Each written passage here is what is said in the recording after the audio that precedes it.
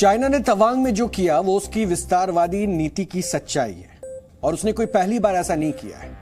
लेकिन इस पूरे विश्लेषण को आपके बीच में रखूं उससे पहले एक बात मैं आपको और बताना चाहता हूं, वो ये कि इस पूरे घटनाक्रम के बाद आज राजनीतिक बयानबाजी बहुत तेज हो गई और उस राजनीतिक बयानबाजी में कितनी सच्चाई है उसके दस्तावेज, उसके साक्ष्य मेरे पास है, ये आपको बताएं। लेकिन इस वक्त एक बड़ी खबर आ रही है, वो हम आपको बता देते हैं। गलवान से यानी डीएनए में बात करें तवांग पर चीन की घुसपैठ की और उसको भारतीय सेना की ओर से किस तरह से रोका गया वो हम आपको बताएंगे। मुंहतोड़ जवाब जो दिया गया उसकी जानकारी देंगे। लेकिन सबसे पहले हम आपको एक वीडियो दिखाना चाहते हैं। ये वीडियो सोशल मीडिया पर वायरल हो रहा है।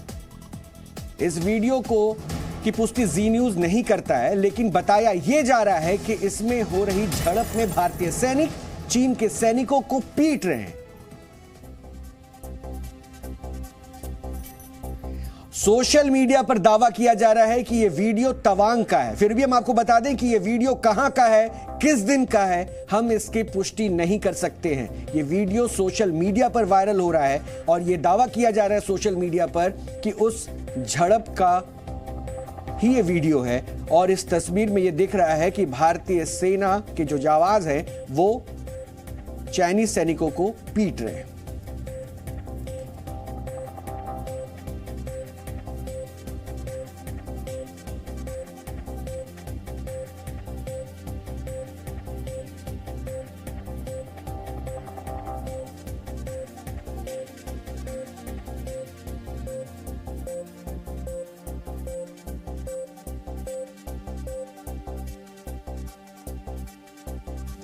ये वीडियो उस झड़प की बताई जा रही है। सोशल मीडिया पर यह दावा किया जा रहा है और यह कहा जा रहा है कि भारतीय सेना के जो जाबाज हैं वो चाइनीज सैनिकों को पीट रहे हैं। ये कहां का वीडियो है, किस वक्त का वीडियो है, इसकी कोई पुष्टि जी न्यूज नहीं करता है।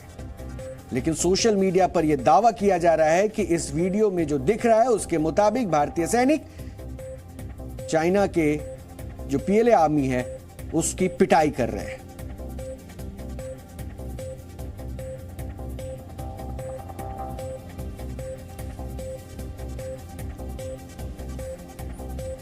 इस वीडियो की हम कोई औपचारिक पुष्टि नहीं कर रहे हैं, लेकिन यह दावा सोशल मीडिया पर हो रहा है और इसमें यह दावा किया जा रहा है कि चीन के जो सैनिक हैं उनको खदेड़ते हुए भारतीय सैनिक दिख रहे हैं।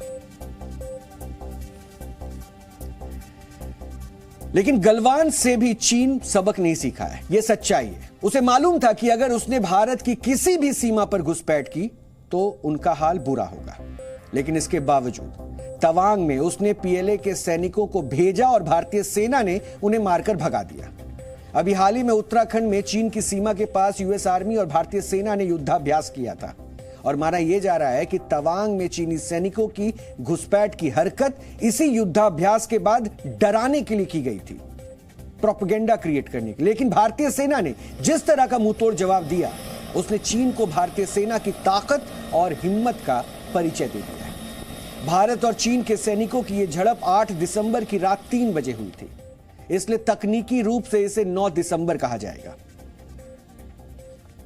चीन की पीपल्स लिबरेशन आर्मी के करीब 300 सैनिक तवांग के यांगत्से में आ गए थे और इसी जगह को चीन विवादित स्थल मानता है और इस पर अपना हक भी जताता है। चीन के सैनिकों ने 17,000 फीट की ऊंचाई पर बनी भारतीय सेना की पोस्ट को हटाने की कोशिश की और गलवान की तरह वो इस बार भी कटीली लाठी डंडों और इलेक्ट्रिक बैटन के साथ वहां आए थे। यानी चीन के सैनिक पूरी तैयारी के साथ गलवान की तर्ज पर हमला करने के लिए पहुंचे थे।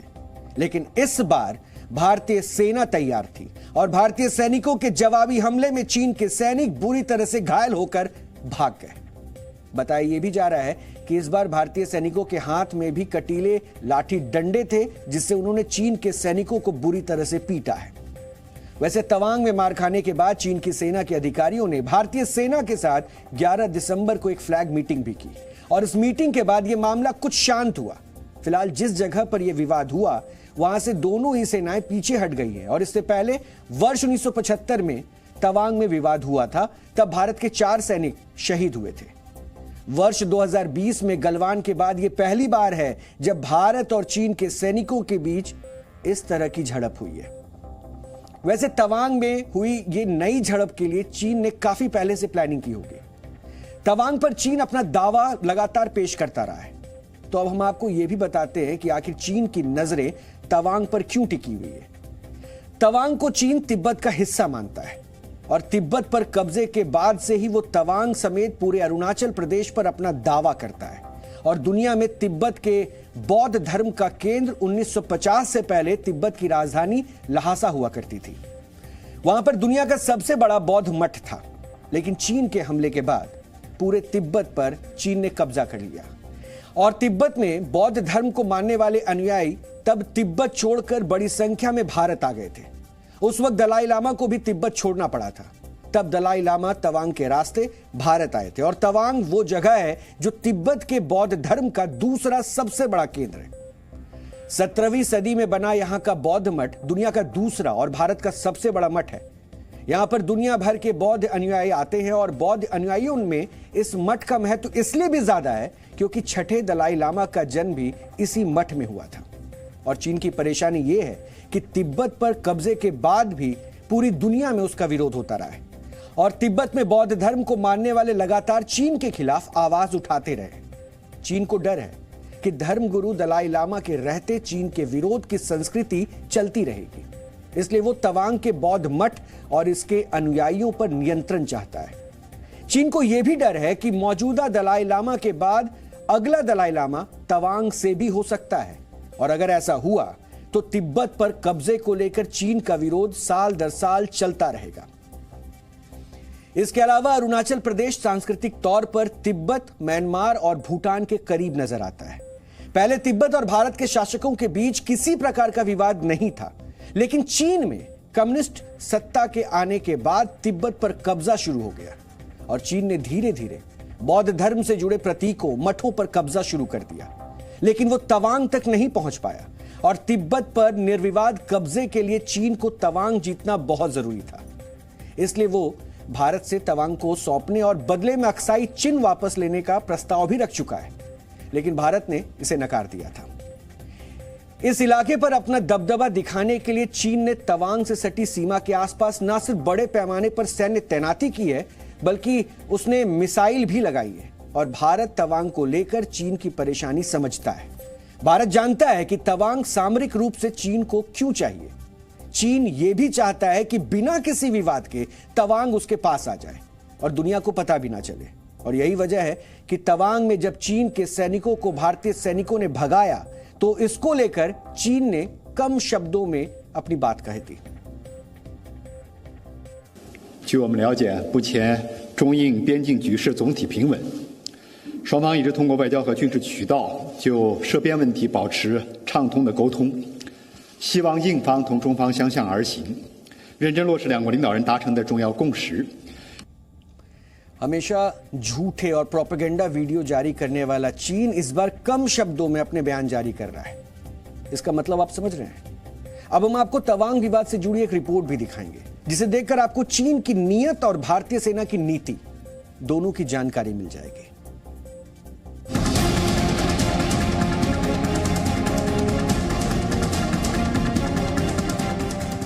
तवांग का पूरा क्षेत्र हमेशा से चीन के निशाने पर रहा है। 20 अक्टूबर 1962 को तवांग के पास नामकाचू में ही चीन ने पहला हमला किया और भारतीय सेना को बोमदिला से आगे असम के मैदानों तक धकेल दिया था।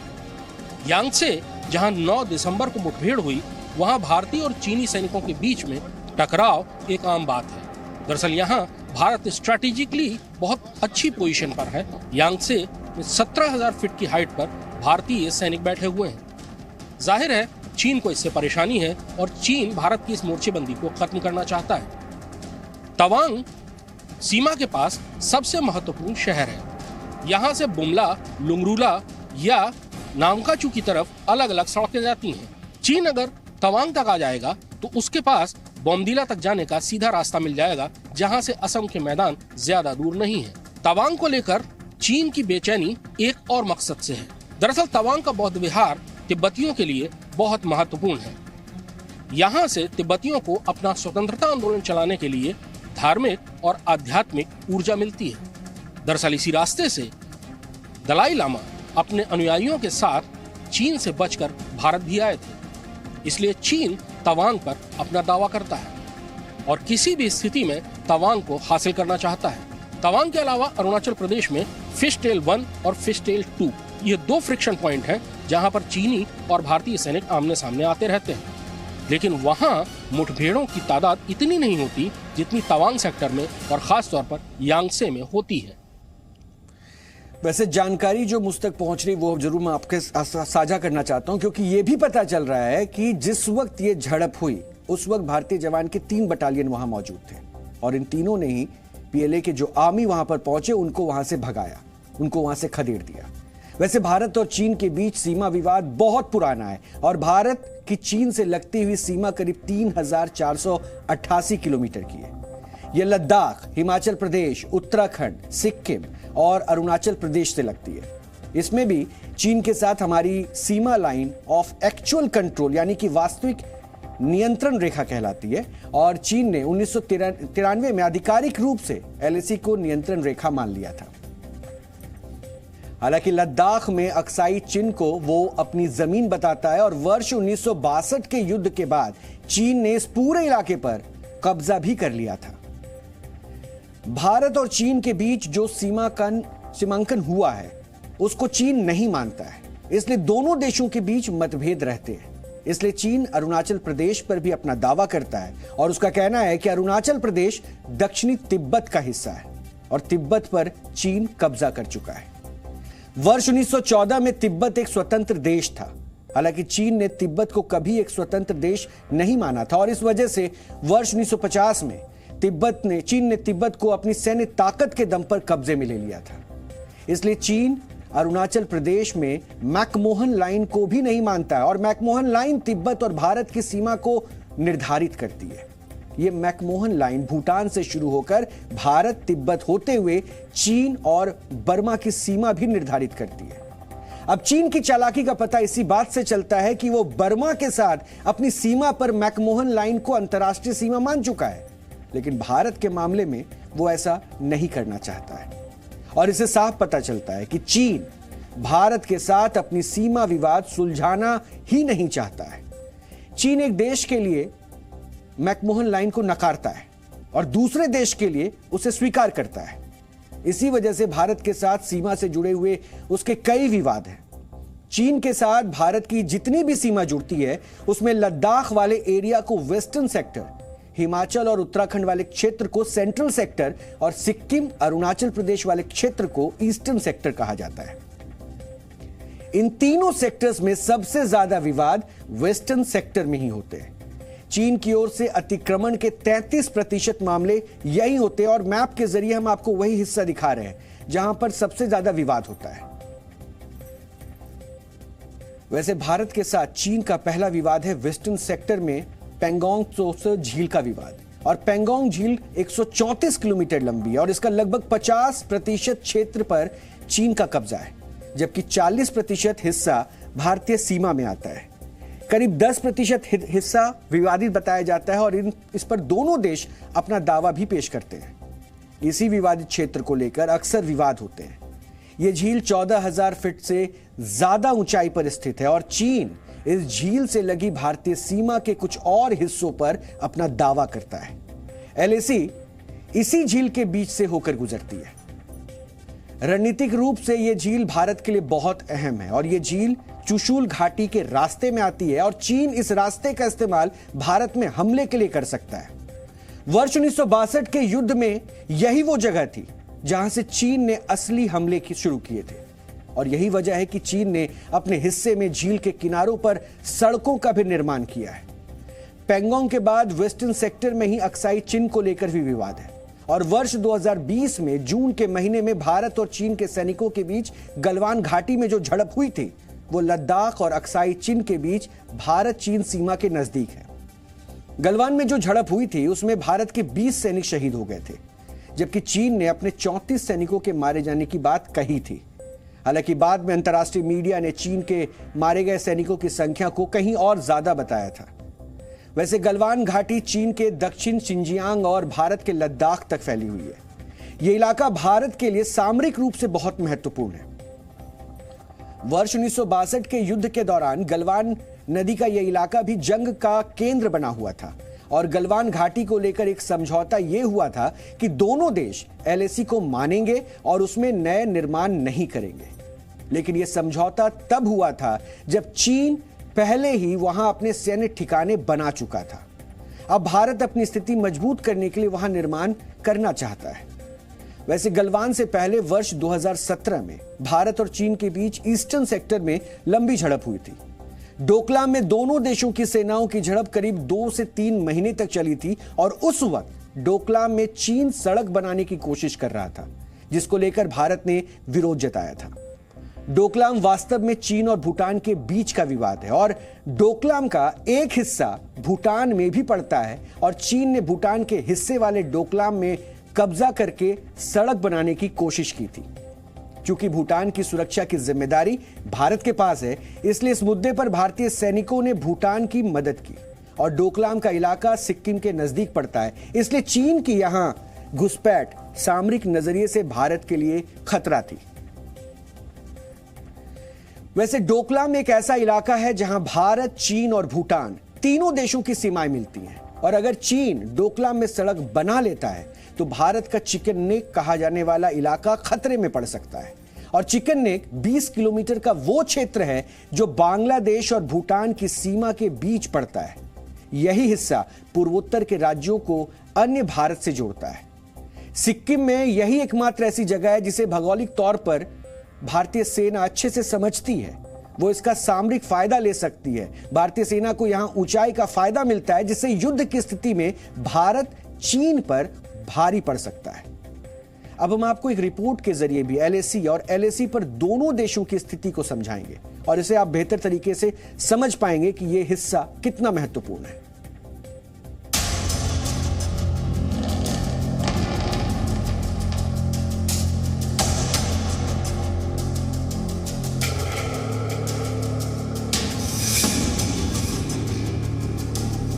चीन के साथ सीमा विवाद भारत को विरासत में मिला है। अंग्रेज तिब्बत की अहमियत को जानते थे, इसलिए उन्होंने तिब्बत तक इनरोड्स बनाई थी। उससे पहले जम्मू कश्मीर के डोगरा जनरल जोरावर सिंह ने भी तिब्बत तक पर हमले किए थे। बाद में कम्युनिस्ट चीन बनने के बाद चीन ने पूरे के पूरे तिब्बत पर अपना दावा करना शुरू किया। तिब्बत को हड़पने के बाद चीन की सीमाएं सीधे भारत से जुड़ने लगी, जो तिब्बत के रहते हुए कभी भी नहीं जुड़ती थी। यानी जब तक तिब्बत था तब तक भारत और चीन की कोई सीमा आपस में नहीं मिलती थी। लेकिन 50 के दशक में चीन ने अपनी सीमाओं का विस्तार शुरू किया और उसको अपने पश्चिमी प्रांत जिनजियांग तक जाने के लिए सबसे आसान रास्ता अक्साई चीन का था। अक्साई चीन यानी भारत का इलाका। अक्साई चीन में चीन ने सड़कें बनाई जिनके जरिए उसको जिनजियांग तक अपनी सेनाएं पहुंचाने में आसानी हो गई। अब चीन की नजरें दूसरे इलाकों पर भी थी। 1954 में जब पंचशील समझौते की स्याही सूख भी नहीं पाई थी, यानी पंचशील समझौता होने के 3 महीने बाद ही जून 1954 में चीन ने पहली बार उत्तराखंड के बाराहोती में अपना दावा किया था। चीन को सिक्किम से भी आपत्ति है, क्योंकि सिक्किम पर भी चीन की हमेशा से नजर रही है। अरुणाचल प्रदेश के काफी लंबे इलाके पर चीन अपना दावा करता है। दरअसल भारत और चीन की सीमा, जिसे लाइन ऑफ एक्चुअल कंट्रोल कहते हैं, 3500 किलोमीटर लंबी है। ये लद्दाख से शुरू होकर अरुणाचल प्रदेश पर खत्म होती है। 3500 किलोमीटर लंबी लाइन ऑफ एक्चुअल कंट्रोल पर कई ऐसी जगहें हैं जहां भारत और चीन के सैनिक आमने सामने आ जाते हैं। इनको 3 हिस्सों में बांटा जाता है।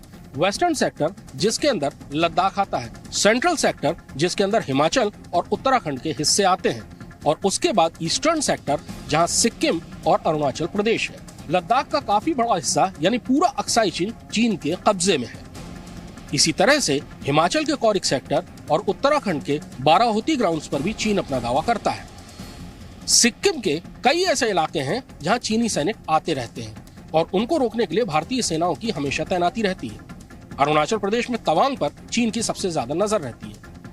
1962 में पूरे तवांग सेक्टर की रखवाली के लिए केवल 1 ब्रिगेड होती थी, लेकिन आज वहां भारतीय सेना की कई डिवीजनें हैं और एक जगह पर पूरे साल के 12 महीने, चाहे जितनी भी सर्दी हो, मौसम कितना भी खराब हो, नजर रखी जाती है। अब भारतीय सेना निगरानी और चौकसी के लिए ड्रोन्स का भी इस्तेमाल कर रही है। नॉर्थ ईस्ट के सभी महत्वपूर्ण जगहों को कवर करने के लिए वायुसेना के बेस हैं, जहां पर सुखोई 30 से लेकर रफाल तक तैनात किए गए। यानी 3,500 किलोमीटर की लाइन ऑफ एक्चुअल कंट्रोल पर कोई भी ऐसी जगह नहीं है जहां पर चीन के सैनिक आगे बढ़ सकें या भारतीय इलाके पर कब्जा कर सकें। मई 2020 में और 9 दिसंबर 2022 में दोनों ही बार ऐसा हुआ कि जब भी चीन के सैनिकों ने आगे बढ़ने की कोशिश की, उनको हार कर पीछे जाना पड़ा। अब हम आपको तवांग में हुई इस झड़प की असली इनसाइड स्टोरी बताएंगे और समझाएंगे कि आखिर 9 दिसंबर यानी शुक्रवार को 17,000 फीट की ऊंचाई पर जो कुछ भी हुआ उसकी स्क्रिप्ट किसने और क्यों लिखी। दरअसल इस झड़प की सबसे बड़ी वजह खुद चीन के राष्ट्रपति शी जिनपिंग है, क्योंकि पिछले कुछ सालों में जब जब जिनपिंग की कुर्सी पर आंच पहुंची या उनकी सत्ता डवाडोल हुई तो उन्होंने अपने पड़ोसियों के साथ संघर्ष बढ़ाकर घरेलू मुद्दों से लोगों का ध्यान भटकाने की कोशिश की है। शी जिनपिंग तीसरी बार चीन के राष्ट्रपति बने हैं, लेकिन जीरो कोविड पॉलिसी और खराब अर्थव्यवस्था की वजह से उन्हें वहां जबरदस्त विरोध झेलना पड़ रहा है। थिएनमेन चौक की घटना के बाद पहली बार ऐसा हुआ जब चीन के लोगों ने जीरो कोविड पॉलिसी के विरोध में सड़कों पर उतरकर उनका विरोध किया और लोगों ने बेखौफ होकर जिनपिंग कुर्सी छोड़े के नारे भी लगाए, जो कि चीन में यह संभव नहीं माना जाता है। दरअसल लंबे लंबे लॉकडाउन की वजह से चीन की जनता बेहाल है, त्रस्त है और लोगों के काम धंधे ठप हैं। ना तो उनके पास रोजगार है, ना ही बचत। जीरो कोविड पॉलिसी की वजह से चीन की अर्थव्यवस्था भी डगमगा रही है और एप्पल जैसी बड़ी बड़ी कंपनियां चीन छोड़कर भारत का रुख कर रही है। मई 2020 में जब पूरी दुनिया कोरोना से जूझ रही थी, चीन पर कोरोना फैलाने का आरोप लग रहा था और कोविड की उत्पत्ति की जांच के लिए वुहान में WHO की टीम भेजने की मांग भी की जा रही थी। उस वक्त भी चीन ने ध्यान भटकाने के लिए लद्दाख के गलवान में घुसपैठ की थी। यह हकीकत है। और इसके अलावा चीन पिछले महीने भारत और अमेरिका के बीच हुए युद्धाभ्यास से भी बौखलाया हुआ है। उत्तराखंड के औली में LAC से सिर्फ 100 किलोमीटर की दूरी पर भारत और अमेरिका की सेनाओं ने 15 नवंबर से 2 दिसंबर तक सैन्य अभ्यास किया था। तब भी चीन ने इसका विरोध किया था और तवांग में हुई इस घुसपैठ को इससे जोड़कर भी देखा जा रहा है। वैसे दुनिया भर में भारत की बढ़ रही हैसियत भी अब चीन को रास नहीं आ रही है। मौजूदा वक्त में रूस और यूक्रेन के बीच जारी युद्ध के दौरान भारत की भूमिका की दुनिया भर में तारीफ हो रही है और भारत न सिर्फ रूस से कारोबार कर रहा है बल्कि वो अमेरिका का भी उतना ही करीबी साझेदार है, जबकि दूसरी ओर चीन पर दूसरे देशों का भरोसा घट रहा है। भारत की बढ़ती रसूख का ही प्रतीक है कि भारत इस वर्ष बेहद प्रतिष्ठित G20 जैसे सम्मेलन की मेजबानी कर रहा है। आज मंदी के संकेतों के बावजूद भारतीय अर्थव्यवस्था दुनिया में सबसे बेहतरीन प्रदर्शन कर रही है। मेड इन चाइना की जगह मेड इन इंडिया प्रोडक्ट्स की मांग बढ़ रही है और आज दुनिया के कई देश और कंपनियां चीन की जगह भारत में निवेश करना चाहती है और यह भी चीन की बौखलाहट की बड़ी वजह है, जो तवांग में हुई झड़प की शक्ल में सामने आई। चीन भारत को आगे बढ़ने से रोकने के लिए इस तरह के विवादों में उलझाना चाहता है और इन तमाम पहलुओं के अलावा चीन के कुछ रणनीतिक मकसद भी थे, जैसे कि तवांग में अचानक घुसपैठ की कोशिश कर चीन जानना चाहता था कि भारतीय सेना किस तरह से पलटवार करती है और उसकी तैयारी कितनी मजबूत है। लेकिन बुरी तरह पिटने के बाद उसे भारतीय सेना की तैयारियों का अच्छी तरह से अंदाजा भी हो गया होगा। लेकिन अब सच्चाई यह है कि भारतीय सेना ने तो मुंह तोड़ जवाब दे दिया, लेकिन इस वक्त जब मामला देश का है तो उस वक्त भी राजनीति बहुत तेज हो जाती है। यानी कि चाइना ने कुछ प्रतिक्रिया की, चाइना ने LAC पर विवाद को बढ़ाया और यहां पर राजनीति करने का मौका मिल जाता है। लेकिन क्या इस राजनीति में जो बयानबाजी सामने रखी जा रही है उसमें कुछ सच्चाई है? उसके लिए ही मेरे पास हाथ में जो दस्तावेज है उसको मैं आपके सामने रखूंगा। लेकिन उससे पहले एक सवाल यह भी है जो अमूमन आप महसूस भी करते होंगे कि आपके मोहल्ले या सोसाइटी में कोई बाहरी आदमी आकर हंगामा करता है तो उस समय सोसाइटी या मोहल्ले के सारे लोग इकट्ठा हो जाते हैं। फिर उस समय सभी लोग आपसी मतभेद को भूल जाते हैं और उस बाहरी व्यक्ति को मिलकर सबसे पहले सबक सिखाते हैं या पुलिस प्रशासन के हवाले करते हैं। लेकिन जब कोई बाहरी हमारे देश की सीमा में घुसने की कोशिश करता है तो हमारी सेना करारा जवाब देती है, तब हम आपस में क्यों लड़ने लगते हैं? हम ऐसा इसलिए कह रहे हैं क्योंकि LAC पर भारत चीन सेना के बीच जो झड़प हुई और जैसे ही यह खबर सामने आई, देश में सत्ता पक्ष और विपक्ष के बीच झड़प शुरू हो गई। विपक्ष तुरंत ये साबित करने में जुट गया कि मोदी सरकार कमजोर है, सरकार झूठ बोल रही है, सरकार सच को छिपा रही है। विपक्ष के लिए शायद ये एक ऐसा मुद्दा है जिससे वो सरकार को घेर सकती है। तवांग में हुई झड़प पर विपक्ष के हमलों पर खुद गृह मंत्री को इस मामले में प्रेस कॉन्फ्रेंस करनी पड़ी और क्या कुछ उन्होंने कहा, पहले आप वो सुनिए। मैं इतना स्पष्ट कहना चाहता हूं कि भारतीय जनता पार्टी की सरकार है, नरेंद्र मोदी इसके प्रधानमंत्री है और जब तक भारतीय जनता पार्टी की मोदी सरकार चल रही है 1 इंच जमीन पर भी कोई कब्जा नहीं कर सकता। कल अपने सेना के जवानों ने जो 8 की देर रात को और 9 की सुबह को जो वीरता दिखाई है, मैं इसकी भूरी प्रशंसा करता हूं। इन्होंने घुसे हुए सभी लोगों को कुछ ही घंटों में वापस खदेड़ दिया और हमारी भूमि का रक्षण किया है। संसद के शीतकालीन सत्र में आज रक्षा मंत्री राजनाथ सिंह ने संसद में इस झड़प को लेकर आधिकारिक जानकारियां दी। हालांकि इस दौरान विपक्ष हंगामा करता रहा। 9 दिसंबर 2022 को पीएलए ट्रुप्स ने तवांग सेक्टर के यांगसे एरिया में लाइन ऑफ एक्चुअल कंट्रोल पर अतिक्रमण कर स्टेटस को एक तरफा बदलने का प्रयास किया। चाइना के इस प्रयास का हमारी सेना ने दृढ़ता के साथ सामना किया है अध्यक्ष महोदय, और इस फेस ऑफ में हाथापाई भी हुई है।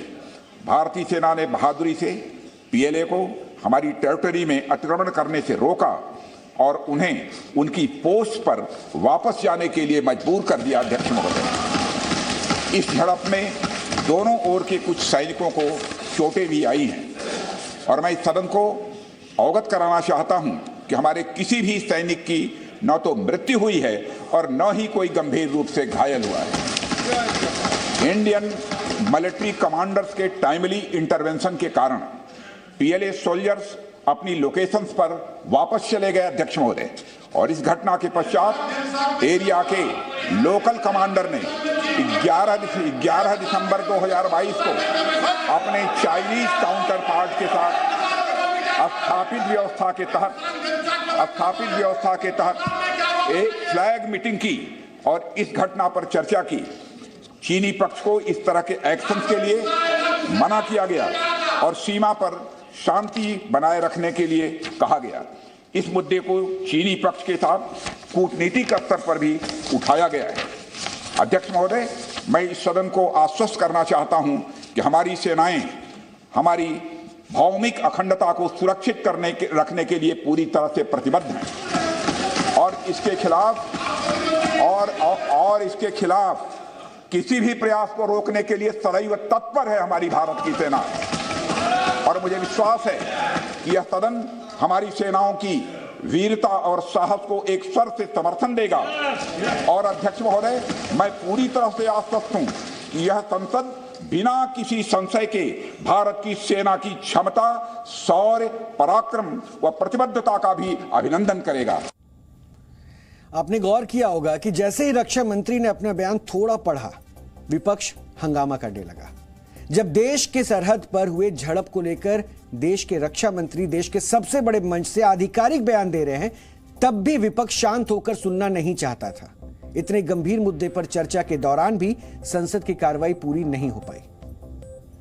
स्टेटमेंट पढ़ा चले गए, क्लैरिफिकेशन तो हम पूछ रहे थे, क्लैरिफिकेशन के लिए वो तैयार नहीं थे। पहले तो हम चर्चा पूछे, चर्चा को भी तैयार नहीं।